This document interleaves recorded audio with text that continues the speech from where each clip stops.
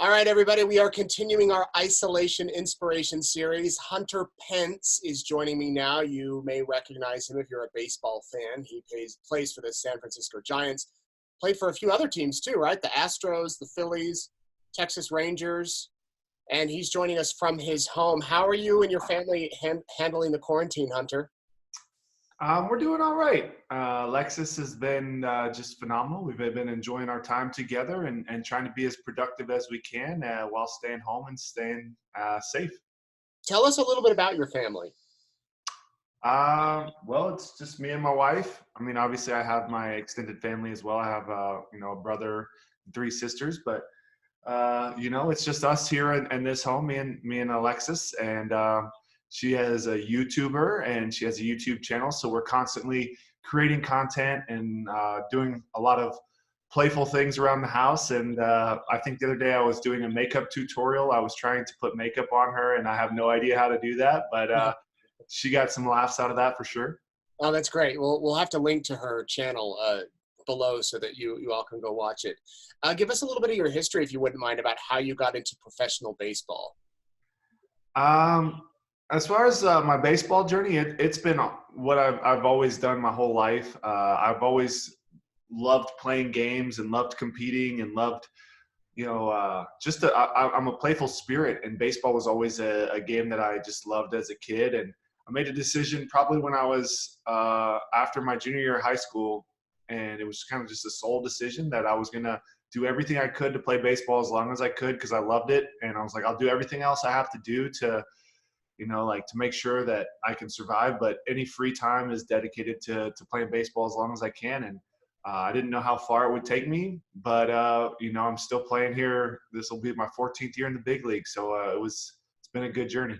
Wow. And how has this impacted your game and your season and your team, this whole COVID-19? I think it's impacted everyone. I mean, all sports are, shut down for the time being, besides esports. So yeah, I mean, it's a tremendous impact on the world in general. And this is a time that we really need to unite and come together and stay strong and do the right thing so that we can move through this while the people who are, experts in this field are taking care of business. The nurses, the doctors, the scientists that are studying all of this. We have to do our part to flatten the curve. And so, it's just it's what's asked of us as a community, as a culture, as humanity. Yeah. So Hunter, I would imagine, there's a lot of people right now that are going through hard times, as you just mentioned, those who are sick, those who've lost their jobs, those who can't wait to get out of the house. What have you done in your life during, particularly challenging times? Do you have any words of wisdom you could share about how you've overcome obstacles or challenges? Yeah, I mean, I'm a big fan of perspective. I'm a big believer in the inner world and a focused mind. And throughout everyone's life, there's challenges, and so hard times you can call them challenges, and taking kind of a mindset of like, in all moments you're here and you're now, and like what is your best decision in the moment to move towards whatever that dream or that better reality is. And so to me, I'm about the inner decision and making the best of what is. And there's a quote, and I don't know exactly who it's from, and I might even be misquoting it, but I'll give you my rendition. Is things work out best for those who make the best of the way things work out. And so in all times, just like, how can I make the best of this? And actually in my morning reading and my morning meditation, there was this really cool passage talking about, every human has a gift within them. And you have to go in and ask yourself certain questions, like what is really your goal in life? And in all moments and go and be like, what would make my life, a constant celebration? What is my joy? What is my love? And what is my passion? What is my gift to the world? And we all are, as humans, we all have different things that we love and different things that we enjoy. And so really fishing that out and not living in fear. And I know that in this time is a very fearful time, a very stressful time, a very uncertain time. And it's very important in uncertainty to stay within and stay centered and stay in your courage and to continue to believe regardless of the situation. That's great advice. And I think as long as you can keep the perspective and keep in mind what you've said, that can help even day by day, minute by minute. you've got to be pretty disciplined being a professional athlete. I mean, that's a lot of hours and hours of practice, and it's not all about the fame and the glory of the big game. But is there a particular moment in your career that you'll always remember, or that is kind of the highlight, the pinnacle of everything that you've done?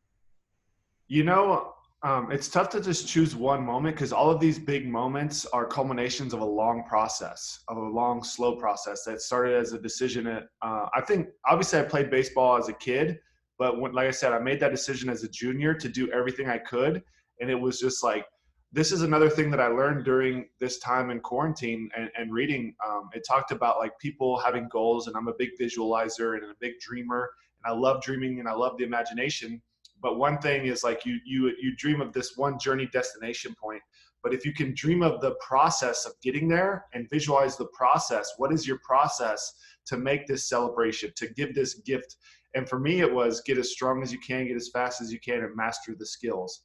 And to me, it's like baseball is my art, it's my craft. And it's taught me so much about myself, because trying to become the best baseball player that I can, maybe become the best me that I can.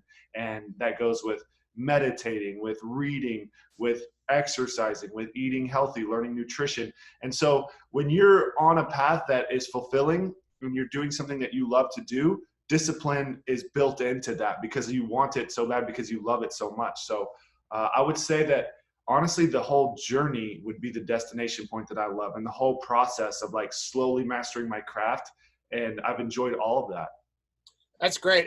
It's funny you say that, because we spoke with a country singer, Walker Hayes, who said he remembers the first time he had a hit record, and he thought he'd be on top of the world, and he got it. It went platinum or whatever, and he said, wow, I still feel the same. And he goes, and I have to do all that again to get to another one. And it really is about enjoying the day-to-day process, everything as you just mentioned, rather than the big moment at the end, because that'll come if you do the other stuff. Yes, but even like he said, when you get to that moment, you still realize in that moment it's just another now. And happiness isn't because of things outside of you. Like if you're constantly needing something outside of you to happen to be happy, you're putting the cart before the horse. Like happiness is and that joy is a decision now. So like when you can be in love with like I said, when you're doing something you love so much that you love the work, you love the process, then that is the true joy. And like so when you find a way to create happiness wherever you are, more and more happiness starts flowing, and it doesn't matter what's outside of you. You are the state of being of happiness, and you are the state of being of productivity and of growth and of love, basically. Wow. So how do you keep your head so straight and level-headed? I mean, you're making a lot of money. You're playing in the big leagues. A lot of athletes we see are living these crazy lives. You're young and active and handsome. How do you keep your level-headed?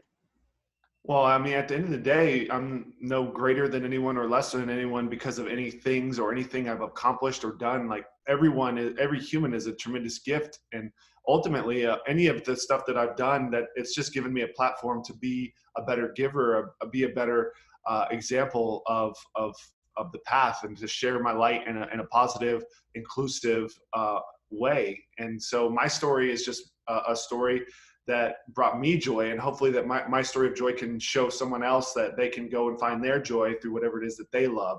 And that's kind of how we pass it on, and how we come together as a community is being there for each other through tough times, through good times. And there's been tough times. And there was a time where I lost my starting job, and I didn't play good, and I didn't do well, and I made an adjustment from there, made a decision. I was like, okay, I'm going to try to relearn a new swing. And I don't know if you've seen the whole journey of 2018 to 2019 for me, but I went and played winter ball, went and sought out this new hitting instructor and learned this whole new hitting path. And last year was a pretty wild ride transition for me. So yeah, I mean, basically it's an ongoing thing. And even with that happiness, and even knowing that it's not like a degree that once you have happiness, you have it forevermore. It's a ongoing moment to moment daily decision, and constantly being aligned with that flow. Hunter, what's a typical day like when you are able to play during the season? Maybe a game day versus a regular day. How many hours are you actually out on the field swinging and running and getting ready? Yeah, so it's a rhythm. It's a process, like I said. So typically it depends because there's the timing is so different. But we'll just say a night game. Typically, I'm up around 9:30. Usually eat breakfast, meditate immediately in the What do morning. you have for breakfast? It varies, but generally during the season, I love acai bowls or acai bowls. I'm not sure how to say it correctly. Yeah. I love eggs and bacon, but usually a smoothie, eggs, bacon, or an acai bowl, however you say it. Yeah, yeah. Those are my favorites. I'm a big coffee drinker, so I'll usually have either espresso or coffee. Mhm. And yeah, so I'm usually going to meditate. I'm going to read. I'm going to have maybe I'll probably have a good hour of time with my wife, just paying attention to her, talking to her, and then I'll have maybe 30 minutes of good time. And I leave for the field about 12:30.